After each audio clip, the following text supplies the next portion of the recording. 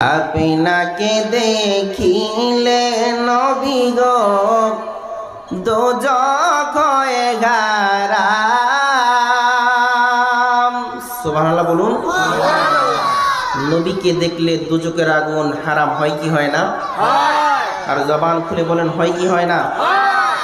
পৃথিবীর জমিনের মধ্যে এমন কোন মানুষ আছে যার চেহারা দেখলে জাহান্নামের আগুন হারাম হয়? এরকম কোন মানুষ আছে?